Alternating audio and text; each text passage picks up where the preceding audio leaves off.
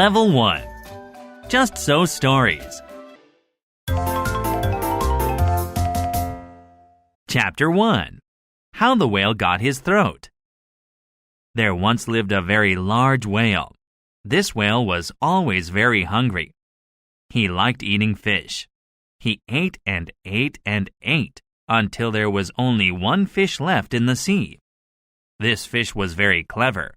He hid behind the whale's ear and said in a soft voice, "Have you ever eaten a man?" "No, I haven't," the whale answered. "You should try one," the fish suggested. "I'm sure you'll enjoy it." "Where can I find a man?" the whale asked. "There's one sitting alone on a boat," the fish answered. "He's a sailor. His ship sank, and he lives on an island. Follow me, I'll take you to it." The fish swam away, and the whale followed it. Soon they came to an island. "Can you see the man?" the fish asked. "He's sitting in his boat."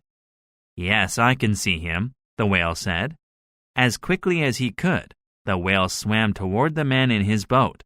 He opened his big mouth and swallowed the man and his boat. When the man found himself inside the whale, he was very angry. He jumped up and down and shouted for the whale to let him go. He ran around and around inside the whale. He was very upset. All these movements made the whale hiccup. The small fish saw all of this. He said to the whale, "Go ahead and let the man out." The whale agreed and shouted to the sailor, "Come out! You are making me uncomfortable." "I will come out," said the sailor, "but you have to take me back home to my island." "Agreed," answered the whale. "I will take you home now." The whale got to the island very quickly. He opened his mouth to let the sailor out. The sailor didn't want the whale to eat people anymore. As he was about to run out of the whale, the sailor made holes in his boat to make a grate. The grate got stuck in the whale's throat. He left his boat and ran out of the whale's mouth. The whale now had the grate stuck in his throat. He tried everything to get it out, but he could not. From then on, he could not swallow anything large. This is why whales never eat people, not even small boys and girls. They can eat only very small fish. Chapter 2. How the Camel Got Its Hump.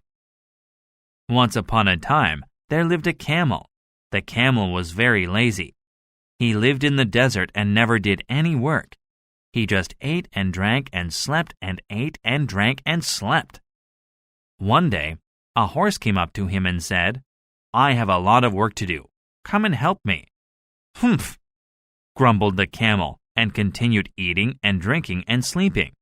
A little later, a dog came up to him and said, "I have a lot of work to do. Come and help me." "Humph," grumbled the camel and continued eating and drinking and sleeping. Not long after this, an ox came up to him and said, "I have a lot of work to do. Come and help me." "Humph," grumbled the camel and continued eating and drinking and sleeping. The horse, the dog, and the ox were very angry with the camel. They had a meeting. "He is the laziest animal we have ever seen," they complained.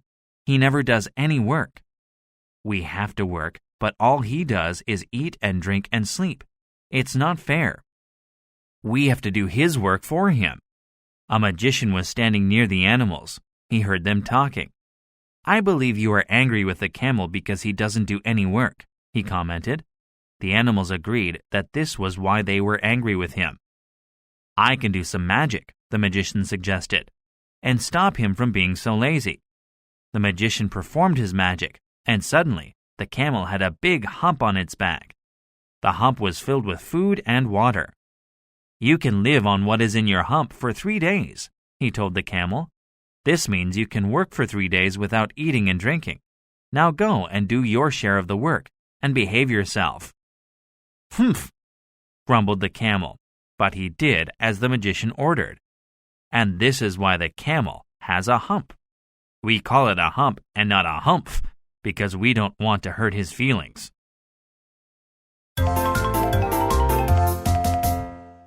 Chapter 3. How the Rhinoceros Got His Skin. One day there was a man who lived a simple life. He lived near the sea. He had only a small stove, some flour, a little sugar, and some dried fruit to eat. He baked the flour and the sugar and the fruit and made a cake to eat. Before he could eat it, however, a large rhinoceros came up to him. It had smooth skin and a horn on its nose. It frightened the man so much that he ran off and climbed a tree. The rhinoceros then ate the man's cake. The man was very angry, but there was nothing he could do. Then, some weeks later, the weather was very hot. It was so hot that when the rhinoceros came to the water, it took off its skin and put it on the beach. Then it went into the water and stayed there for many hours to get cool. While the rhinoceros was in the sea, the man went home. He baked another cake so that it was very hard. Then he broke the cake into crumbs, and he rubbed the crumbs into the inside of the rhinoceros's skin. When evening came and the day was cooler, the rhinoceros came out of the sea. He put on his skin and went away. But his skin began to itch. He scratched and scratched, but he could not stop the itching. It was the crumbs on the inside of his skin that were making him itch. All the scratching made his skin loose, and it began to fold. And this is why the rhinoceros has folds in its skin. It also made him angry, and that is why rhinoceroses have bad tempers.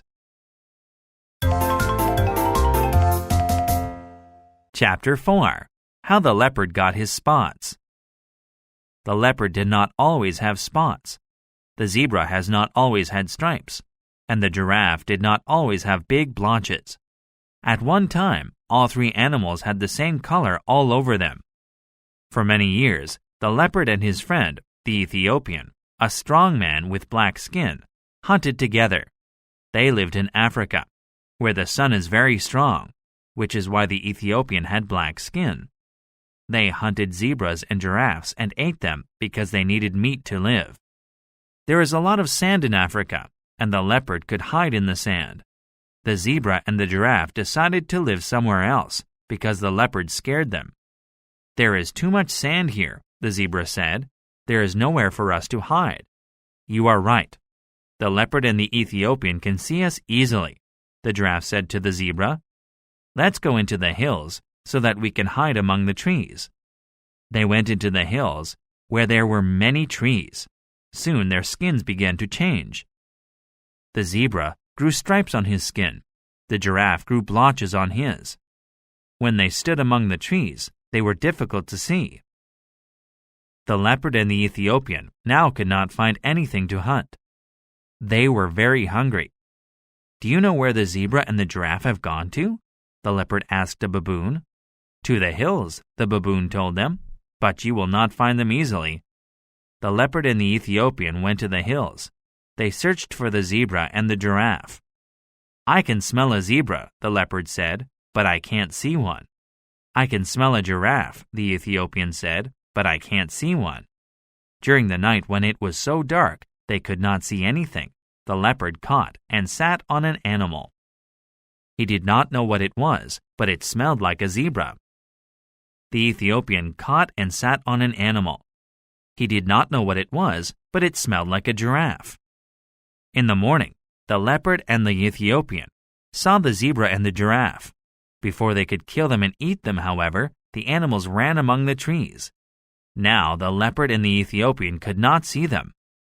"I know what to do," the Ethiopian said to the leopard. "I will make you difficult to see. I will take some of the color from my skin and put it on you." This he did, and soon the leopard had many black spots on his body. Now it was difficult for other animals to see him among the trees. He was able to hunt them and have food again.